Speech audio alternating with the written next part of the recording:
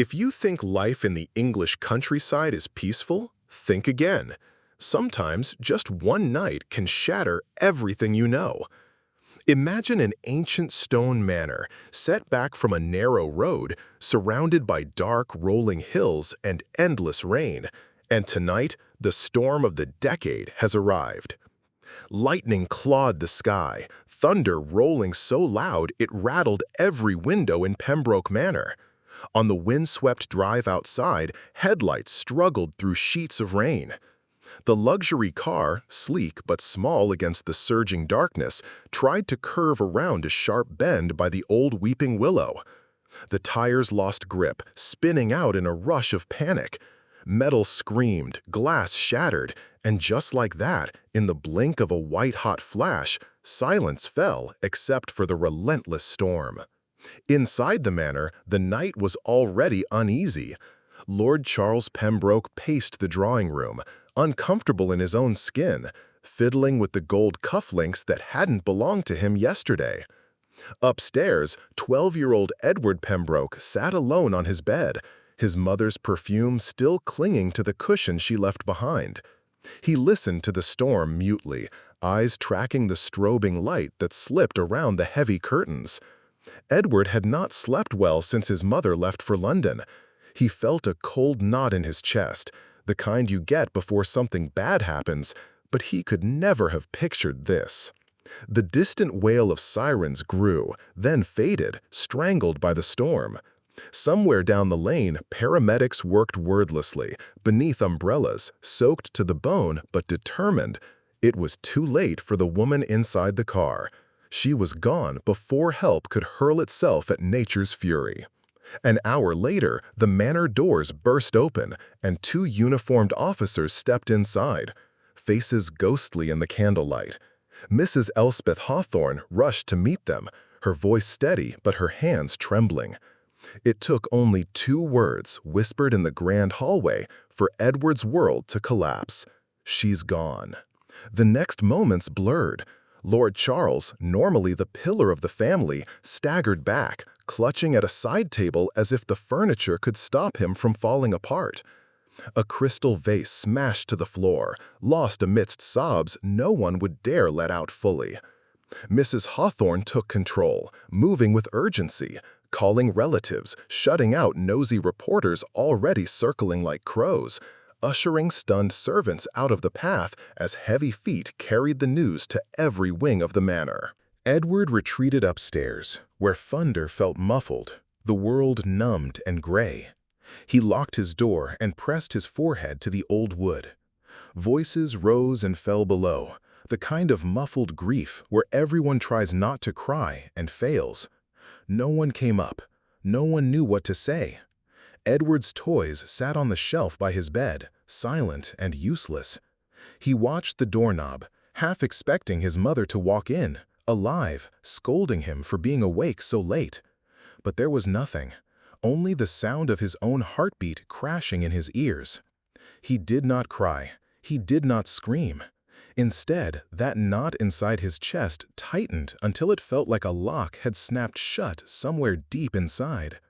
The words simply would not come. Not now, not ever, he thought, though at 12 it was more feeling than thought. He sank onto the bed and waited. The storm outside felt quieter compared to the confusion roaring inside him.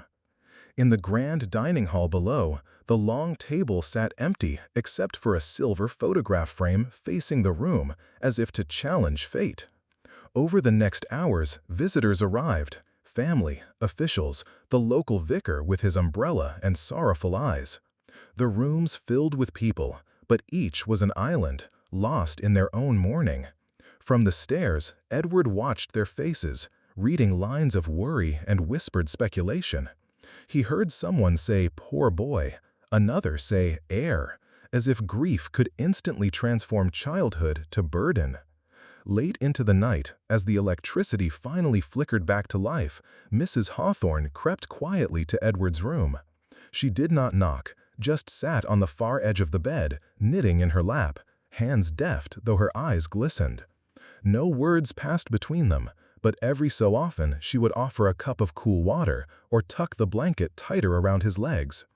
In that silence, Edward found some small comfort, the kind you do not understand until years later, the power of presence when words mean nothing. The storm exhausted itself by dawn, leaving behind broken branches, muddy puddles, and a silence colder than the stone walls of Pembroke Manor. News traveled quickly through the countryside. Neighbors brought flowers, reporters circled. The Pembroke family, shaken at its core, locked its gates tighter, hoping to keep the world at bay. But grief does not respect locked doors. Edward awoke that morning to the heavy quiet that comes after a storm, a world washed clean but haunted. Every room in the manor echoed a little more sharply, as though the house itself sensed the loss.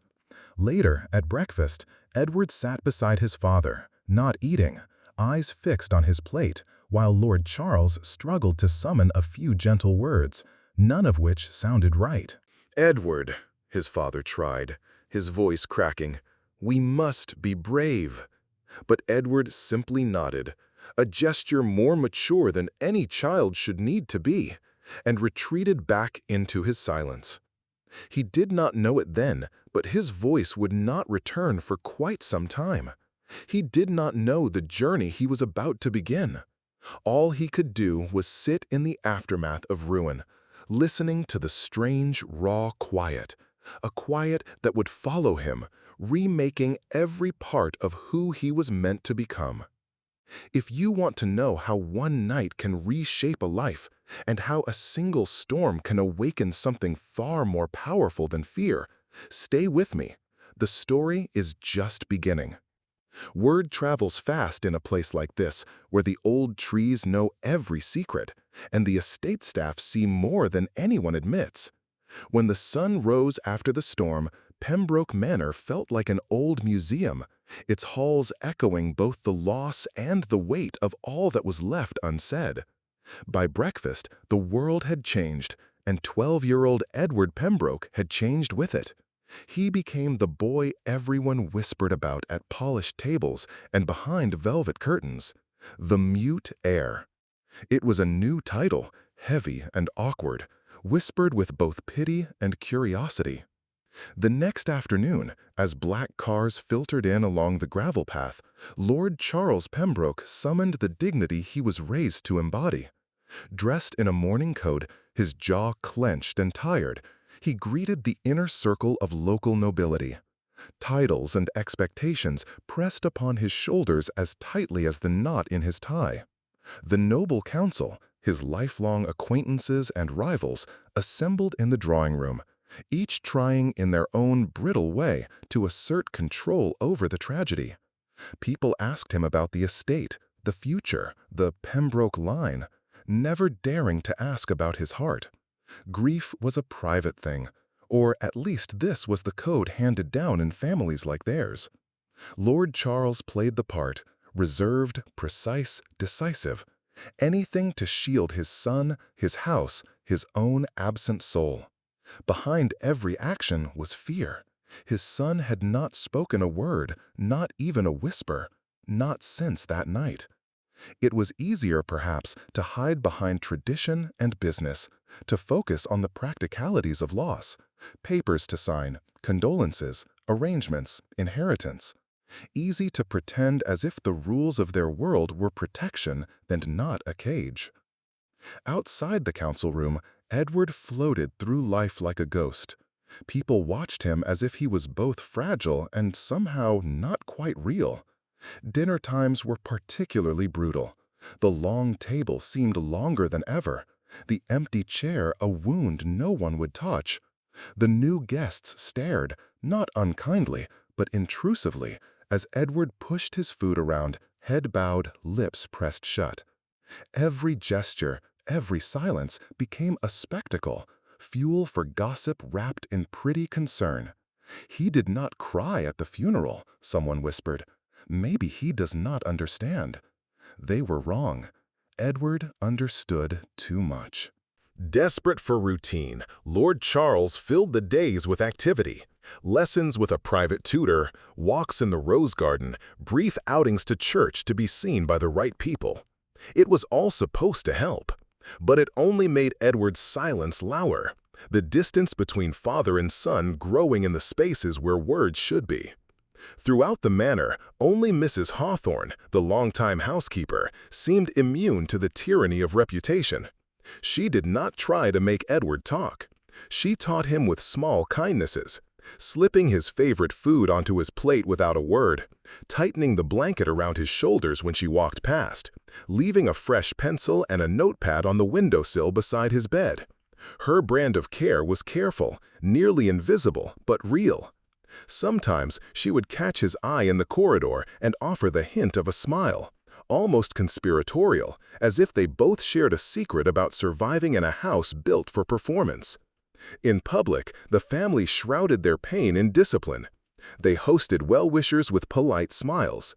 Evenings brought a parade of relatives and business partners, each bringing flowers, formal condolences, and anxiety about what their tragedy might mean for their own standing. The conversations danced around Edward, and Edward drifted through them, present but not truly there. One afternoon, gossip found its favorite fuel. A group of noblewomen met for tea in the blue salon, the air thick with stories. "Do you suppose Charles will remarry?" one hissed over her cup. "That boy, will he ever speak again? Perhaps he is touched." Another suggested sending for specialists from London or Paris, as if Edward could be fixed like a broken clock. The talk was cruel in its concern. Lady Helena Wycliffe's name surfaced as an option. "She has odd methods, you know," someone sniffed. "Animal therapy, imagine the headlines." Meanwhile, upstairs, Edward slipped through the halls unnoticed, clutching his sketchbook. He clung to the shadows, drawing silent patterns, mostly horses, sometimes faceless mothers, sometimes winding roads lost in storms. He drew because it gave shape to what he could not say. Each line a quiet rebellion against the prison of silence sealed by his grief. Tension in the household crackled. Lord Charles snapped at the staff when things went astray. Mrs. Hawthorne covered for them, redirecting her employer with subtle ease honed from decades of service. Even the horses in the family stables grew anxious, sensing the sadness that soaked the air like heavy fog. One evening, as a red sun set over the estate, Edward stood at the window with Mrs. Hawthorne behind him. She did not speak, but she placed a small carved wooden horse on the sill. Edward picked it up, studying its rough mane and strong stance. It was a wordless promise that he was not entirely alone, that somewhere inside these walls, understanding still existed. In this world of duty and whispers, where pain was hidden behind etiquette and no one dared challenge the code, Edward's silence became both his shield and his curse. On the surface, the family endured, fulfilling every expectation, but underneath, they teetered on the edge of collapse, each locked inside a grief none had been taught how to share. The night before Lady Helena was due to visit, Lord Charles lingered outside his son's door, hand raised to knock, then let it fall. There were no words to fix this, only hope that, just maybe, someone beyond their world could reach through the silence. Tomorrow would bring a new kind of challenge and another chance for hope. But tonight, the manor remained in mourning, grand, cold, and quietly waiting for a sign that the impossible might yet be healed. The drive to Wycliffe Equine Therapy Center wound through the English countryside, past hedgerows heavy with dew, rolling green fields dotted with sheep, and centuries-old oaks bent in the dawn wind. Lord Charles kept his eyes on the road ahead, jaw tense, fingers tapping the steering wheel. Edward sat in the back seat, silent and pale, looking out the window at the changing landscape. His hands trembled ever so slightly, clutching his sketchbook to his chest as though it offered some kind of shield. The farther they got from Pembroke Manor, the lighter the air felt, but he dared not hope. When the car turned up the drive of Wycliffe, it was as if the world itself opened up. A sweep of manicured lawn led to a cluster of low, modern barns painted in soft green, blending seamlessly into the countryside. Beyond them, paddocks stretched toward the horizon, horses grazing in fresh grass, their breath clouding the crisp morning air. Sunlight sparkled off dew and glinted in the gentle eyes of the horses that turned to watch the new arrivals. They were greeted at the door by Lady Helena Wycliffe, a striking woman in her early 50s, hair swept back with the confidence of someone who trusted animals and not much else. She smiled at Edward with genuine warmth, not the pity and curiosity he'd grown to recognize instantly, but a kind of invitation. "Welcome, Edward. You are free to wander here. Horses do not ask questions, and neither will I until you are ready." Her voice was soft, strong, and somehow calming. Inside, the therapy center bustled quietly. Staff moved about with practiced ease, tending to horses and young clients with patient attention. The atmosphere was nothing like the stiff drawing rooms Edward knew. There were bright paintings on the walls, open windows that let in birdsong, and the soft rustle of hay. No one stared at Edward when he refused to answer. No one filled silences with desperate chatter. Lady Helena gave Edward a gentle tour. She pointed out the therapy arena, where sunlight streamed through skylights, bouncing off bales of hay stacked methodically along the wall. In the activity room, older teens painted horses on canvases, their laughter echoing in the hall. No one stopped what they were doing to gawk at the new boy. They simply nodded, as if knowing he was one of them, connected by a thread too thin to see but too strong to ignore. Edward felt the difference at once. Here there were no whispered titles, no forced conversation about family, no reminders of the estate's legacy. As Lady Helena led him to the paddocks, he loosened his grip on the sketchbook and started to let himself breathe in the scent of grass and horses and wood smoke drifting from a distant fire. That was when he first saw Winston, a massive coal-black thoroughbred roaming in the farthest paddock, eyes wild and restless. The horse stood apart even from the other horses, his coat rougher, mane tangled. Winston seemed almost too large for his fence, nostrils flaring as he prowled the perimeter, his muscles rippling under the morning sun. Edward was drawn to him, pulled by some magnetic force. Lady Helena noticed and watched quietly. "That is Winston," she said softly.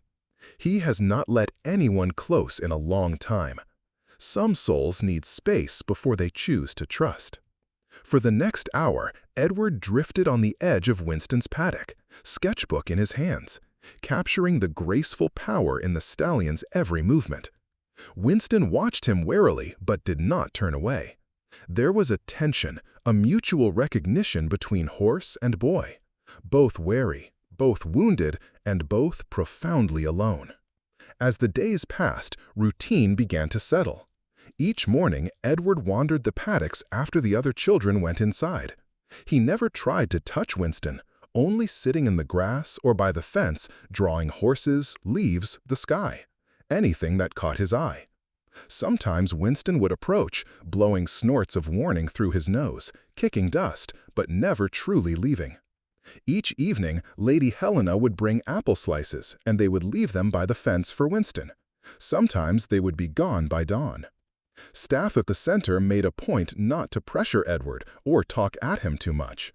Instead, they included him in activities, mucking stalls, brushing calmer ponies, mixing feed. One day, a therapy session with other children saw Edward near tears when a question about mothers came up. No one pushed him for answers. No one asked him to speak. Afterward, one of the younger boys quietly handed Edward a painted feather and simply sat beside him, wordless, their silence a comfort. Quiet evenings brought new comfort. Edward watched the setting sun stretch golden over the fields, listened to the gentle nickering of the horses in the barn. Lady Helena often joined him, sitting nearby with her own sketchpad, sometimes drawing, sometimes not. She shared small stories about Winston's past, that he was bought for a fortune, broken by neglect, thrown aside when he failed to win. "You know, Edward," she said one night, Some strength can only be found in the wild places of ourselves. Winston is not broken. He is waiting. As Edward's silence began to seem less strange and more natural to those at Wycliffe, he found himself seeking Winston's presence each day. Their mutual suspicion drew an invisible thread between them, a connection made not of words but of wounds and time. In this new place, under the watchful eyes of both Lady Helena and Winston, hope quietly began to stir.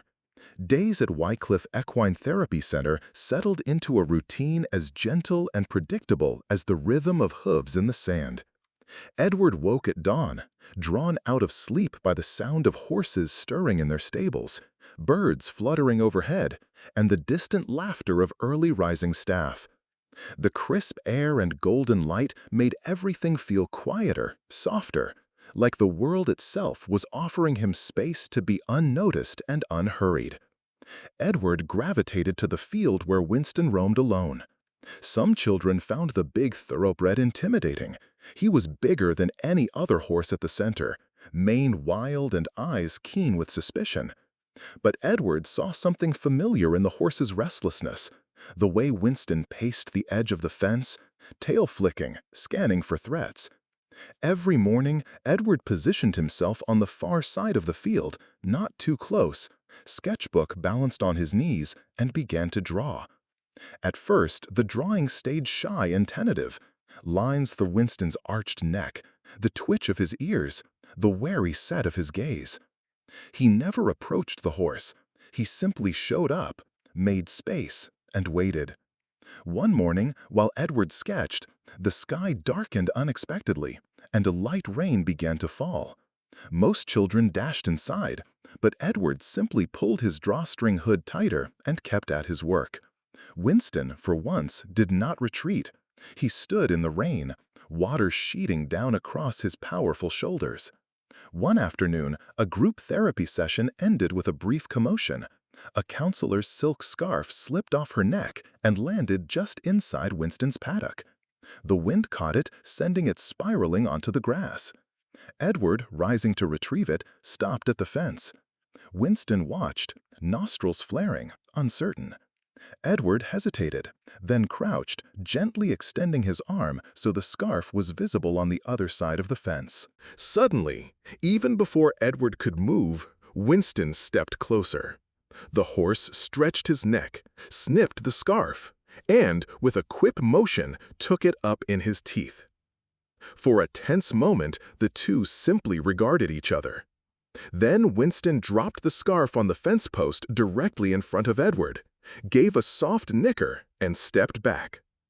It was a silent exchange, a quiet nudge, a challenge to trust, a wary peace offering. Edward's heart beat so hard he thought it might break the silence for him. He reached out and took the scarf, his hand shaking, but Winston only watched, curious but calm. The moment passed, but it felt like something had cracked open. An invisible line had shifted. That night, Edward drew Winston again. Only this time, the horse's eyes looked directly at the viewer, bold and unafraid. Word spread quietly among the staff. "Winston let the Pembroke boy close," they whispered. Lady Helena smiled when she heard, but she said nothing to Edward, allowing the fragile trust to bloom on its own terms. Instead, she simply appeared by his side more often, offering apple slices, sometimes dropping a gentle comment about how much horses communicate without words. There were setbacks, too. One evening, just as dusk rolled across the paddocks, Winston startled at a sudden slam of the feed shed door. He reared up, whinnied, and galloped away from Edward, nearly kicking a fence post loose in his panic. Edward, heart in his throat, stood perfectly still until Winston disappeared to the far end of the pasture. The staff apologized, but Edward said nothing. He only drew two figures, separated by a tangle of barbed wire on the blank page that night. A few days later, as Edward sat quietly in the grass, sketchbook open, One of the center's volunteers, a teenager named Jackson, sat down nearby and started whittling a piece of wood.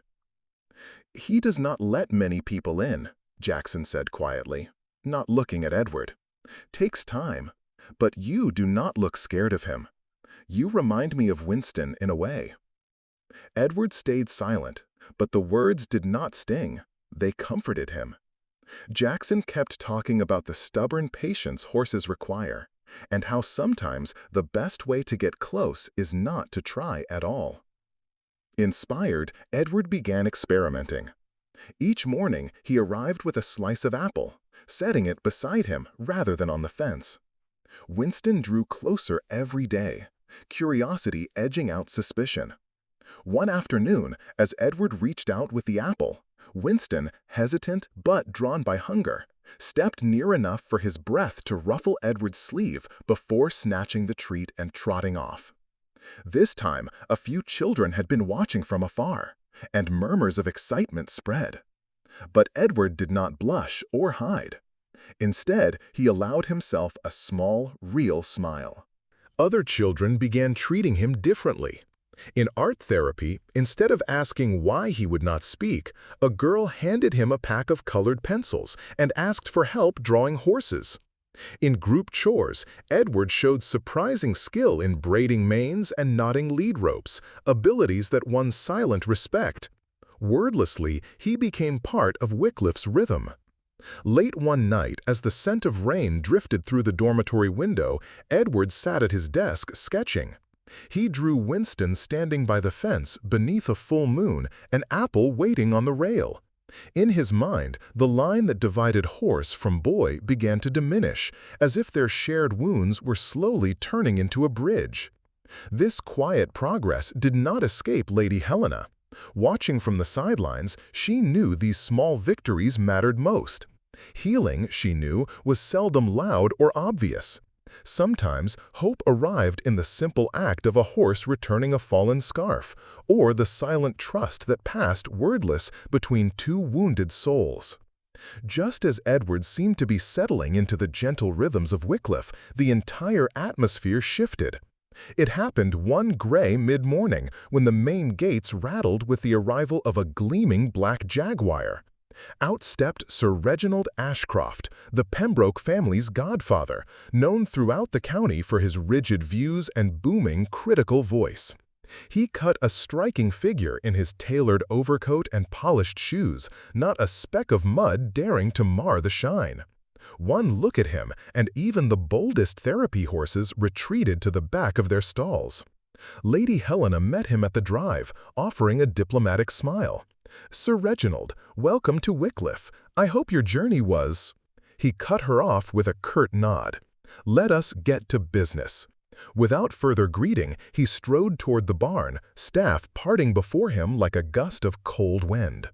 Inside, the cheerful hum of the morning broke under the weight of his scowl. Children paused their activities, eyes wide. Sir Reginald zeroed in on Edward, sitting quietly at his sketchbook near Winston's paddock, and declared, "I am here because things have gone far enough. This is not how an heir should be treated." Lady Helena moved between Edward and the godfather, posture steady. "He needs time, not pressure. He is making progress," she replied evenly. But Reginald shut her down with a wave. "Progress?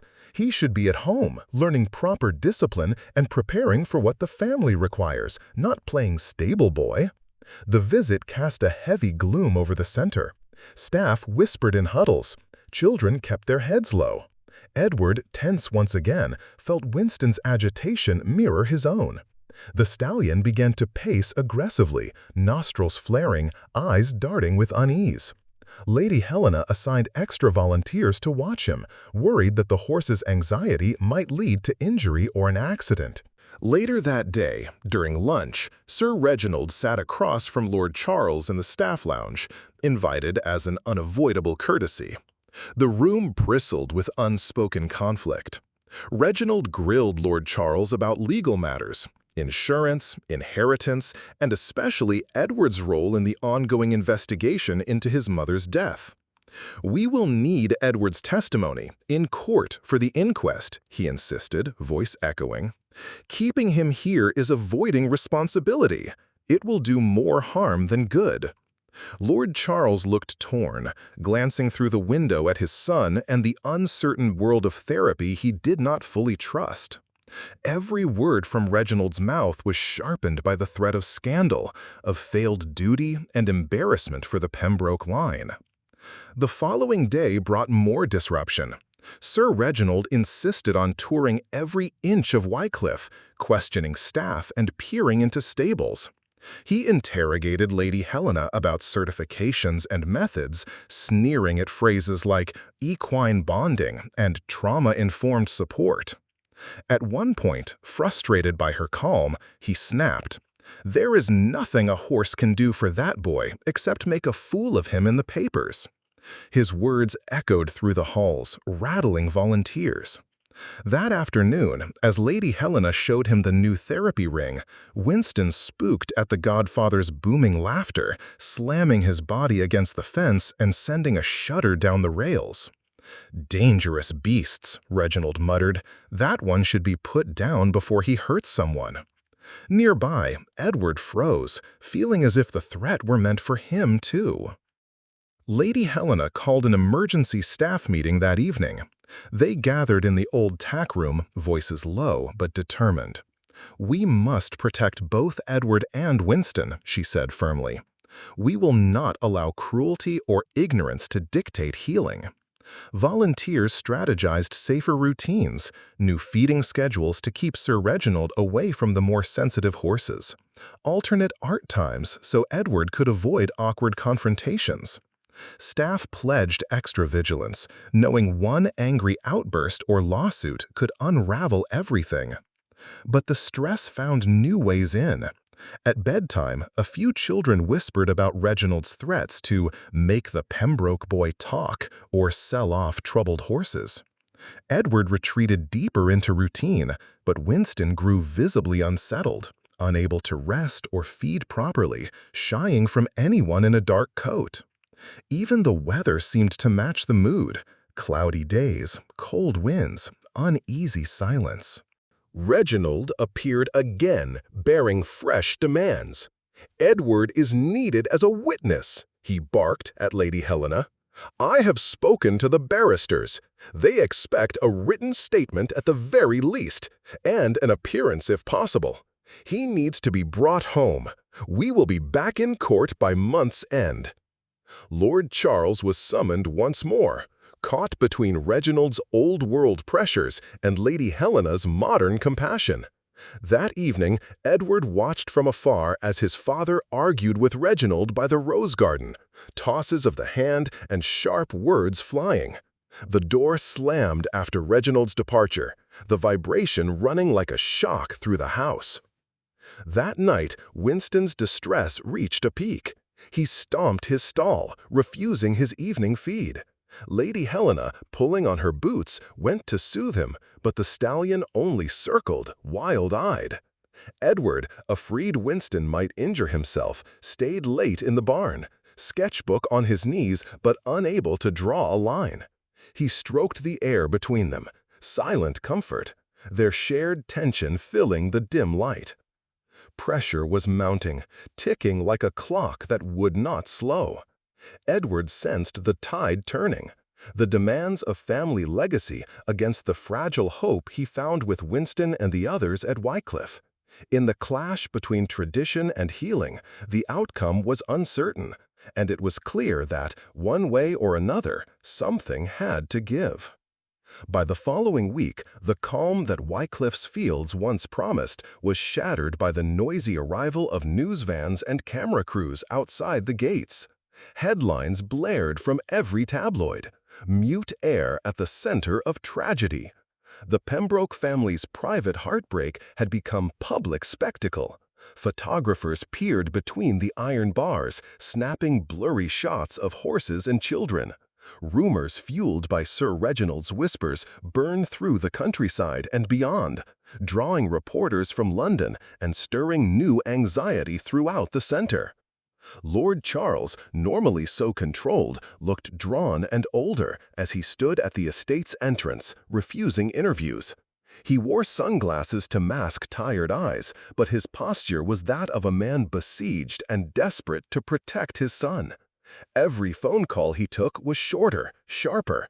Conversations with staff became clipped and urgent. The threat of scandal, of lawyers, courts, and unwanted attention was no longer just an abstract fear. Lady Helena, sensing the center's delicate balance was in jeopardy, called a staff meeting in the old hayloft, where the clatter of hooves downstairs and the thick timbers gave temporary relief from prying eyes. "The world out there is hungry for pain and drama," she warned. "Edward is not a story, he is a child. We will protect him at all costs." Her words settled over the staff like a shield, yet everyone knew the pressure could not simply be ignored. Inside the barn, the children felt the scrutiny too. Some were frightened, others angry. One boy, usually outgoing, burst into tears at the sight of a camera flash through the window.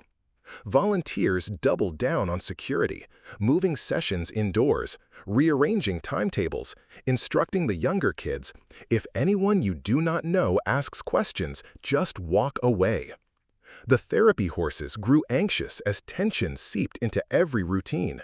Even Winston, usually the most aloof, seemed restless and hard to calm.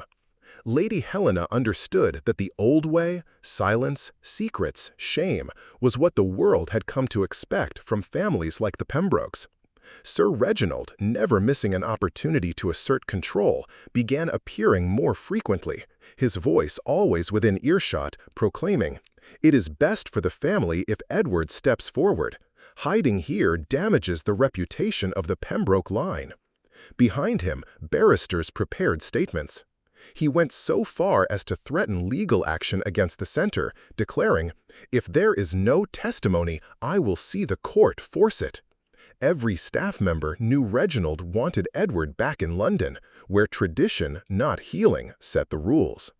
During one tense afternoon, Lord Charles and Lady Helena met in her whitewashed office above the barn.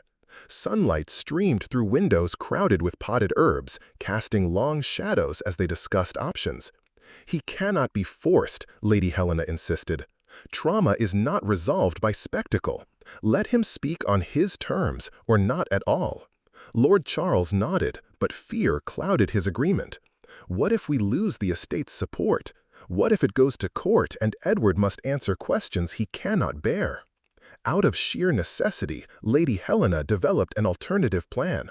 She gathered the art therapy team and laid out sheets of expensive drawing paper and paints, explaining, "Edward will tell his story, not with words, but images. He and Winston will be the witnesses. Art and presence can speak truth, too." The staff practiced keeping the barn secure, posting trusted volunteers near doors, and providing sanctuary from the rising noise outside. The first trial of this plan occurred the following afternoon. Instead of facing a judge or courtroom, Edward sat in the center ring, hands trembling slightly as he drew large, vivid pictures. The storm, the car, his mother's scarf, Winston beside him under gray skies. Other children watched, wordlessly offering support. Lady Helena filmed the session, her narration soft. This is a testimony too, silent but real. During the tense days that followed, Lady Helena ensured every photograph and drawing Edward created was logged and dated. She organized them like court evidence, ready for barristers, social workers, even the journalists if needed. Winston became Edward's constant companion during these sessions. The big stallion circled the ring or stood close enough for Edward to touch his muzzle, a giant, steady presence that anchored the boy amid the swirling chaos of adult agendas. Sir Reginald, sensing loss of control, tried to undermine Lady Helena's efforts. He argued that art could never replace a statement. He threatened lawsuits and withdrawal of financial support. Yet each time he confronted Edward, hoping anger or force would get results, Winston would wedge his colossal body between them, ears pinned, and Lady Helena would stand firm. "You will not bully him here," she promised, the barn's quiet echoing with her conviction. Meanwhile, the tabloids spun their own stories. Some painted Edward as tragically broken, others as spoiled and defiant. Lady Helena countered with carefully crafted letters to the editor, emphasizing empathy, privacy, and Wycliffe's commitment to healing the unseen wounds. Local townsfolk began to rally around the center, sending baked goods and kind notes, forming a buffer of goodwill against the outside world's intrusion. Still, the stress was immense. Children grew jumpy, nightmares increased, and even seasoned staff felt the pressure. Yet Edward stood a little taller each day, never speaking but no longer flinching away from attention as Winston remained near. In those charged silences, crayon scratching, rain tapping on the window, the heavy breathing of horses, something strong was quietly taking root. In a world that demanded noise, Edward's story was taking shape in a language only the truly patient could hear. And as the media storm continued to gather, the unlikely alliance of a silent boy and a wild horse proved more powerful than even Reginald or the tabloids imagined. The therapy barn, though besieged, became a sanctuary, firm at its core, quietly holding space for hope to survive another day. Part 6. The Media Spectacle. Pressure mounts. By mid-month, Wycliffe's quiet fields were invaded by the flash of cameras and a restless hum of reporters parked outside the iron gates. The Pembroke scandal had exploded, tabloids trumpeting headlines like "Mute Heir at Center of Tragedy." Photographers leaned over stone walls, snapping shots of Edward if he so much stepped near a window. Even the horses shied from unfamiliar voices drifting through the hedges. Lord Charles met the pressure with a cold, old-world dignity, denying comment, berating intrusive press, and shielding Edward as best he could. But the phone rang all day. Barristers from London insisted Edward must appear as a witness for the formal inquiry into his mother's accident. Sir Reginald, now emboldened, pounced on the chaos, demanding Edward be recalled for his duty to the family legacy. He threatened legal action against Lady Helena's center, accused it of unorthodox charlatanry, and warned Lord Charles that further delay would bring serious consequences for the Pembroke name. Inside the therapy barn, fear and uncertainty crept in among both staff and children. Sessions were interrupted by the shrill ring of the landline. Lady Helena gathered everyone, her face calm but voice electric. They want a show of grief, a story to dissect. They will not get it from us, not at the cost of a boy's health. She explained a radical plan. Edward would give testimony in his own way, through his drawings. Winston would stand beside him in the ring, his only silent witness. When Edward heard, something flickered in his eyes. The next morning, while the press jostled for position, Lady Helena escorted him to the main arena. Inside, he set up his sketchbook and colors. Winston, watchful, trotted along the outer edge. Lady Helena filmed in silence, capturing Edward's steady hand as he drew the crash, the storm, a ribbon lost in rain, and Winston comforting a small boy on his knees. Each frame was raw, honest, painful. As news of this silent testimony strained through to the press, Sir Reginald was livid. He stormed into the barn, demanding answers. Winston stepped between Edward and Reginald, ears flat, eyes fierce. "You will not force him," Lady Helena said firmly. Reginald turned on Lord Charles, pounding the desk. "Let your son face the world. This is weakness." But the staff closed ranks. The doors to the barn were kept locked, volunteers stationed by every entrance. The situation grew tenser. Children shrank from windows. One boy who'd lived through his own tragedy folded into tears after seeing headlines about Edward. Staff redoubled support, forming an emotional shield. Lady Helena sent the artwork, along with testimony from therapists and supportive notes from local villagers, to court officials. "Here is his story," she wrote. "May you find the wisdom to listen." Still, Reginald maneuvered, leaking rumors to the press, calling in favors to escalate legal threat. Why was Edward hiding behind a horse? Why could he not speak, even to clear the family name? Speculation swirled. Some painted Edward as willful and privileged, others as uniquely lost and alone. Through it all, Lady Helena refused to waver. She told young staff, "He is not alone. We are not breaking." To keep spirits up, Lady Helena held group art workshops and informal horse parades. Edward never spoke, but he stood in the ring, Winston beside him, drawing lesson after lesson for the curious.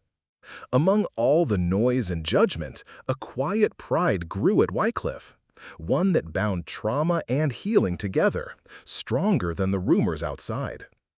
At the end of each exhausting day, Lady Helena and her senior staff watched the last of the news vans peel away into darkness. The media storm was far from over, but they had surfaced something precious: a child's right to tell his own story, in pictures, with horses, on his own time. And as Edward began to draw brighter colors into his sketches, hope felt possible, even with headlines screaming at the gates. The storm that struck that night was nothing like the first, the one that had stolen Edward's mother. But for the children and staff at Wycliffe, it felt just as heavy. Rain battered the roof in waves, windows rattled, and wind pressed against every door like something desperate trying to get inside. Tension spread through the barns, as if the storm outside summoned all the confusion, anger, and fear built up over weeks. Inside the therapy center, most of the children had retreated early to their bunks, reliving the rush of shouting reporters and the day's endless questions. Edward, restless, paced the corridor, fingers brushing the spine of his sketchbook, mind circling around Winston's skittish behavior and the persistent threats from Sir Reginald. Down in the stables, Winston was uneasy. He had barely touched his feed and paced back and forth, nostrils wide, tail slapping from side to side. Even the gentlest hands could not calm him tonight. And then, during a blinding flash of lightning, something snapped. A branch slammed against a window, a door slammed open in the wind. Horses whinnied an arm. Winston reared in his stall, eyes wild, then, with a violence none had expected, kicked his gate open. Metal squealed against its hinges. People shouted, dogs barked. Winston raced out, hooves striking sparks on concrete, then bolted into the chaos of storm and darkness. By the time staff realized he was gone, Winston was already a shadow in the rain-soaked fields. Someone called Lady Helena. The panic that followed was immediate. Lights, jackets, every hand outside. Volunteers fumbled for flashlights and called Winston's name. Lady Helena fired instructions, her calm voice now edged with dread. No shouting, you will spook him further. Spread out, check the creek, the woods, anywhere he might run. Edward stood frozen at the barn door, heart pounding. The memory of another storm and another loss crashed into him, but this time something changed. He could not let Winston vanish. He tore down the path, ignoring the adults calling after him, sprinting into the wind. The night air lashed his cheeks. Mud clogged his boots, and electric fear scattered his thoughts. Lightning illuminated the fields in terrible clarity. Broken fences, wild eyes, shadows darting beyond the hedgerows. He found Winston on the far side of a ravine, dangerously close to the steep drop. The horse's breaths came in harsh bursts, muscles tight with panic. Hesitant, Edward stepped forward, arms raised. He mouthed the horse's name. His hands shook, but he stood his ground. Winston, he tried again, lips forming the word he had not spoken since the night his mother died. The howl of the wind swallowed his first attempt. Staff arrived moments later, but stopped short, realizing Edward and Winston were locked in a silent standoff. They trusted Lady Helena's instruction: do not swarm, do not frighten the horse further. Flashlights arced in the dark. Time seemed to suspend, the whole world narrowed to a frightened child and an animal on the edge. Then a slip. Winston's back hoof found loose dirt and slid towards the ravine. Edward surged forward. "Stop!" The word was barely audible over the roar of the storm, but it was voiced, raw, desperate, and full of all the pain held silent for so long. Winston's ears flicked at the sound. Edward stumbled, half sliding in the mud, calling now, louder. "Please, Winston, do not go. Please, come back." His voice broke, clear and urgent. The horse froze, nostrils flaring, head lowered as if in shock. Edward dared another step, hands shaking as he reached for the stallion's tangled mane. Colin, a counselor, hovered nearby, ready to intervene. But Lady Helena caught his arm, whispering, "Let him try." Edward begged, voice catching on every syllable, tears lost in the rain. "I need you, Winston. I cannot lose someone else. Please." His cries carried far into the wind. Winston, sensing something different in the boy's tone, calmed in the storm. At last, gingerly, Edward pressed his forehead to Winston's, wet hair against wet hide, and the horse let out a slow, trembling breath. It was enough. Winston inched away from the ravine, hooves finding steadier ground. Together, Edward and Winston began the slow walk back, a battered, soaked boy guiding a horse through the storm, with the therapy team flanking from a respectful distance. Every step felt like forging a bond impossible to break.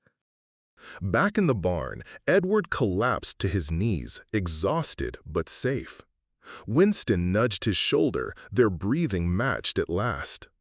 Lady Helena wrapped Edward in a thick blanket and simply held him, tears streaming down her face. Around them, the children and staff broke into scattered applause and relieved sobbing. Lord Charles, having raced from the manor, arrived just in time to see his son, voice hoarse, eyes blazing with relief, hugging the horse who had saved him. The storm outside may have passed, but in that barn, something huge had shifted. A voice set free, a trust earned. In a night of chaos and wild fear, a silent child found the courage to call someone back, and in doing so, found a piece of himself he thought he had lost forever. Stay with me for the next chapter. The hardest part is over, but healing, real deep healing, is just beginning. Morning broke quietly over Wycliffe, golden sunlight melting away the last shreds of the previous night's storm. The barn was unusually silent, except for the muted sounds of breathing and the rhythmic brushing of horses. Everyone moved a little slower, carrying the fatigue and relief of crisis narrowly avoided. The staff, after hours of high alert and sleepless worry, were now watchful beside their mugs of tea, keeping a subtle but constant eye on Edward and Winston. Edward awoke wrapped in a warm blanket on the stretcher in Lady Helena's office. For a moment, he thought the events of the night before had been a dream. Slipping in the mud, his desperate plea for Winston to return, the sensation of his own voice thrust forward from the silence of trauma. But as he sat up, stiff with soreness but lighter somehow, he realized Winston was standing close outside the window, eating quietly. For the first time, Winston's energy was not wild, but gentle, his gaze soft when Edward met it through the glass. News of the rescue swept through Wycliffe and the nearby village before breakfast. Volunteers hugged Edward, some wept openly, pride shimmering among exhaustion. The stables buzzed with cautious, hopeful talk. Winston, though closely monitored, allowed more people to brush and feed him. Even the youngest children who once feared him now approached the fence with awe and fresh slices of apple. Later that morning, local schoolchildren who had followed the Pembroke saga in whispers and wild speculation were invited to Wycliffe for a special field day. A busload of kids in colorful jackets tumbled out onto the grass, their teachers telling them stories in low tones about bravery, storms, and a horse saved by a silent boy's courage. Some arrived wary, others with boundless curiosity. Lady Helena greeted them all at the barn doors. She explained that every child would spend time meeting the horses, trying simple grooming, and watching Edward lead a special art workshop about horses. Despite fresh nerves, Edward stepped into his new role. With Winston close behind, he spread paper and colored pencils on long wooden tables, inviting kids to draw what you feel when you watch the horses, using wide gestures and the few words he was now ready to share. The group watched in rapt silence as Edward showed them how to draw Winston's features: his arched neck, the flare of his nostrils, and, above all, the fire and intelligence in his eyes. The children, emboldened, tried their own versions, some sketches comical, some shockingly lifelike. When questions arose, Edward found ways to answer, sometimes softly, sometimes by shading with colored pencils, sometimes just by offering a warm smile. Laughter began to drift through the dusty sunlight of the barn. Winston circled nearby, never far from Edward. He accepted pats and carrots from the braver children, no longer shying from touch. After the workshop, Edward led the group to the paddock for a demonstration of gentle horse handling. He moved confidently, guiding Winston with a simple touch, the trust between them now obvious even to untrained eyes. The children watched transfixed as a former wild horse obeyed quiet, patient commands. Their awe became applause when Winston nuzzled Edward in thanks. One little boy, smaller and quieter than the rest, lingered at the edge of the group. Edward noticed and walked over. Instead of forcing words, he knelt and offered the boy a scrap of paper and a green crayon. Together, with Winston watching, they drew a horse with wild mane and kind eyes. Lady Helena watched this scene, her smile wide and tears glinting in her eyes. In that moment, it became clear to everyone present, respect and understanding meant more than words or loud celebration. By midday, the energy in the therapy center transformed entirely. The hush of mourning was replaced with chatter, laughter, and a sense of shared achievement. The children from Wycliffe, once set apart by grief and trauma, mingled with visiting students, forming new friendships over drawings and snacks. Staff drifted through, relieved and joyful, quietly marveling at how crisis had become inspiration. Staff and volunteers collaborated to organize a casual showcase in the barn's lobby. Sketches from Edward's students lined the walls: galloping horses, stormy nights, and young riders facing challenges.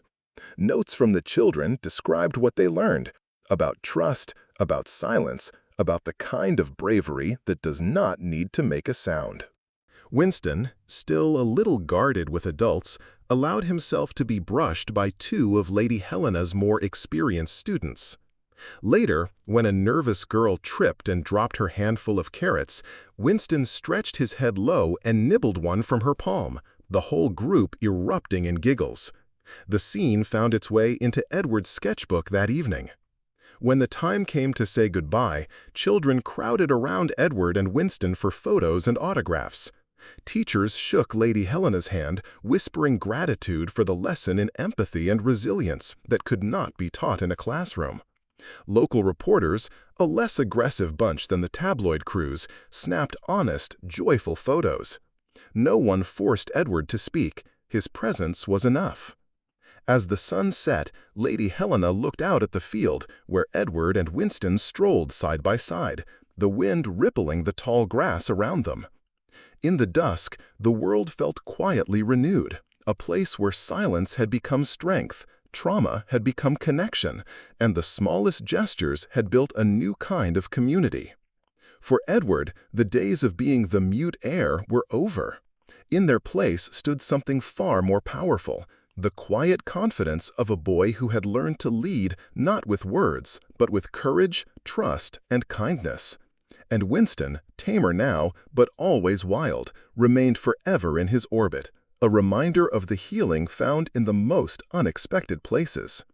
As weeks passed and spring deepened over the Pembroke estate and Wycliffe, something subtle but profound began to ripple through both worlds. The story of Edward and Winston and the wild night when a boy's voice called back a runaway horse spread far beyond village gossip. Neighbors, old gentry, therapy clients, and even skeptical journalists started to see the Pembrokes and their so-called heir with fresh, curious eyes. Inside Pembroke Manor, Lord Charles Pembroke watched these changes with a mix of surprise and relief. For so long, he had clung to stoic tradition, hoping dignity and restraint would shelter his family and heal their wounds. But every evening, when he walked through the rose gardens and saw Edward sketching quietly beside Winston, joined now by local children or curious day visitors, Lord Charles realized a new kind of legacy was taking root. No longer defined by silence or shame, the Pembroke name was growing into something more open, vulnerable, and real. One afternoon, Lady Helena visited the manor for tea with Lord Charles, a ritual the two had kept up for decades. Their conversation was softer than before, less about duty, more about meaning. She told him about the latest workshops, where Edward helped children face their own grief through drawing and quiet presence. Lord Charles listened, eyes brightening, letting go a little more of the old belief that emotional strength meant keeping everything hidden. "What matters more?" Lady Helena asked. "Protecting an image or healing, really healing what hurts inside?" For a long moment, Lord Charles looked out at the meadows waving in the late light, and he thought of his son's courage and the trust that had grown between a grieving boy and a wounded horse. "I believe," he said finally, "we must learn to let the heart do the leading." For him, the change felt both terrifying and hopeful. Mrs. Hawthorne, steadfast as ever, watched this growth with the pride of someone whose work had always been invisible but essential. She spoke little, slipping fresh flowers onto Edward's windowsill or brewing tea for staff and visitors. One evening, as Edward and Winston circled the paddock, Mrs. Hawthorne stood in the doorway, unnoticed but deeply content.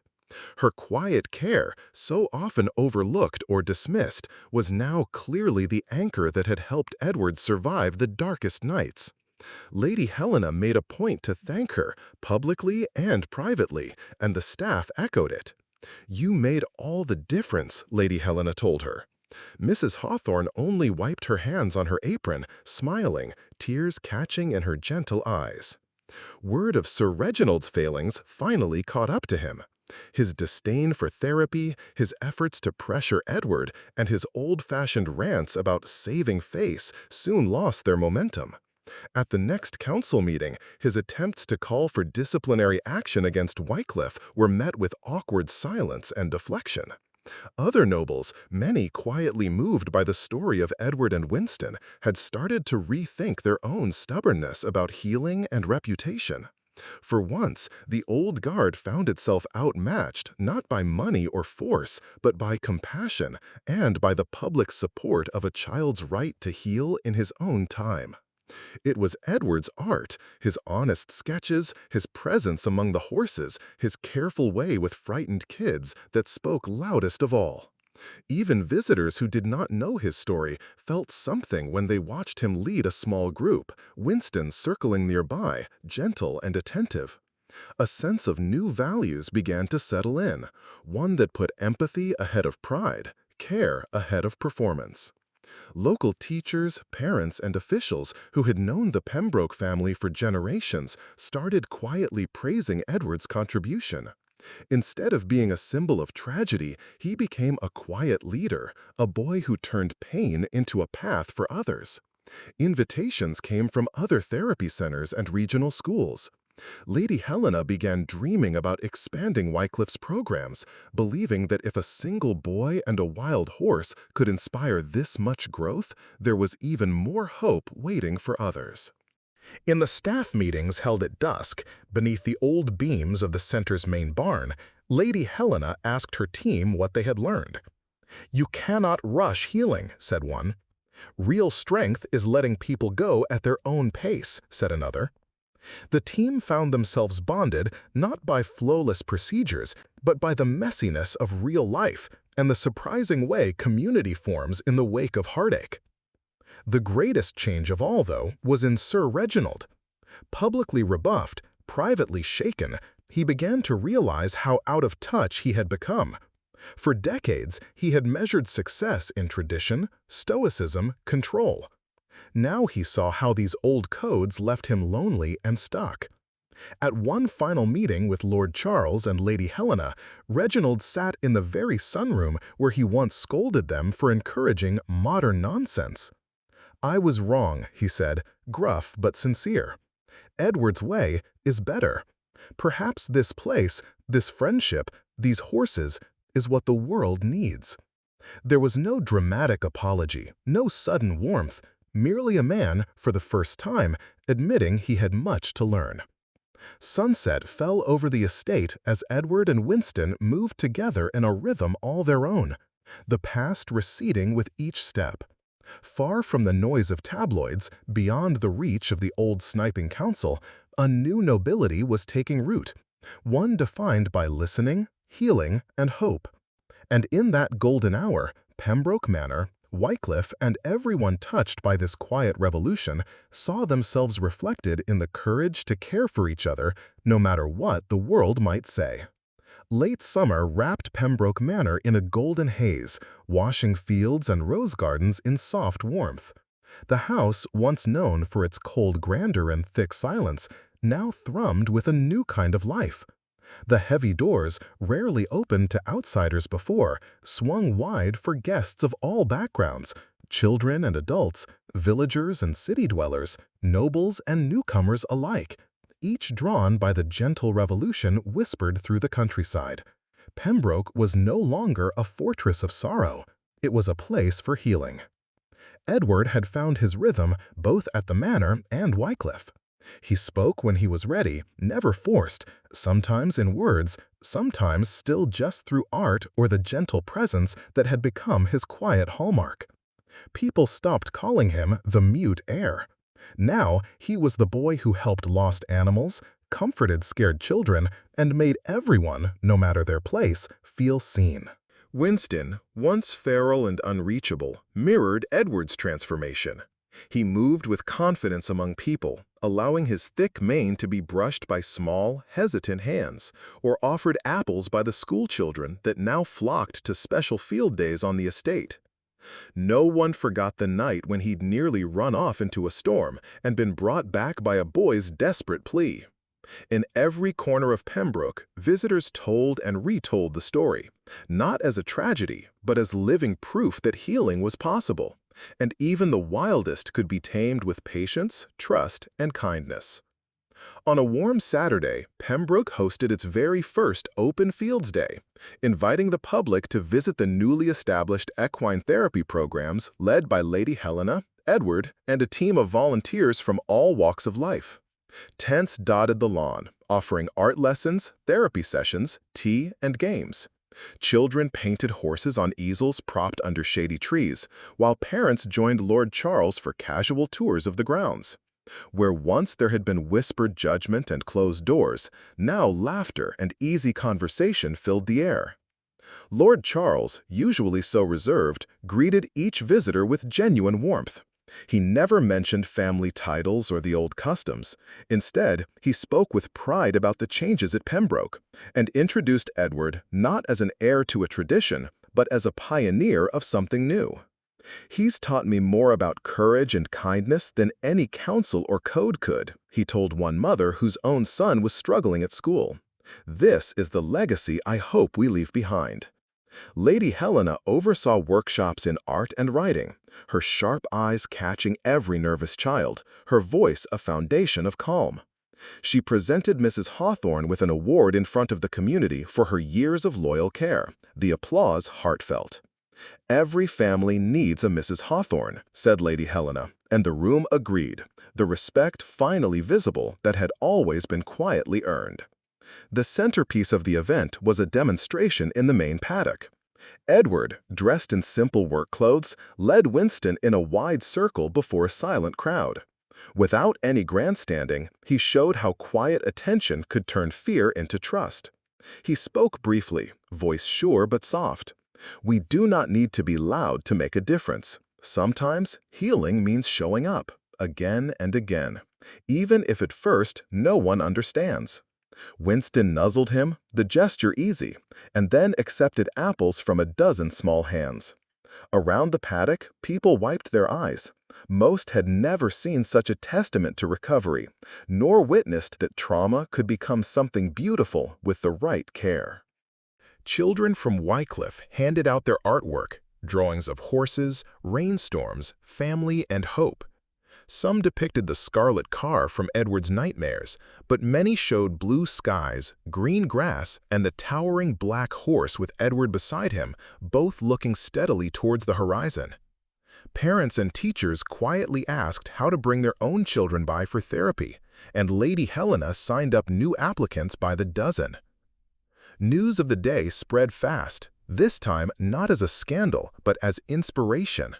Reporters wrote stories about Pembroke Manor's transformation, social media filled with photos of children grinning beside Winston, of Edward hugging volunteers, of Lord Charles sharing tea with village elders. The old, stifling codes of silence and stoicism faded behind a new standard, that nobility is measured by empathy, not distance, by service, not secrecy. As dusk rolled softly across the hills, Edward walked alone with Winston out to the highest point of the pasture. The manor glowed in the background, lights dancing from the windows, a world away from the cold, stone-walled bedroom where grief once ruled him. He pressed his hand to Winston's neck, letting gratitude wash over him. "I miss you, Mom," he whispered to the wind, "but I am not lost anymore." The horse brushed his cheek, a silent salute. The journey from trauma to trust had changed everything, for a storied family, a wounded horse, and the wider community. Pembroke Manor stood as both memorial and promise. Its legacy had shifted, not an iron tradition resisting change, but a living hope that would ripple and grow for generations to come. And so the tale ends not with a triumphant cry, but with the strong, steady heartbeat of a boy and a horse standing in the golden light. For all those who hold pain inside, remember, kindness transforms, healing takes time, and sometimes the quietest voices leave the deepest mark. If you found this story meaningful, please like, comment, and follow the channel. Remember, everyone deserves a new beginning, and you never know when healing might walk quietly into your life too.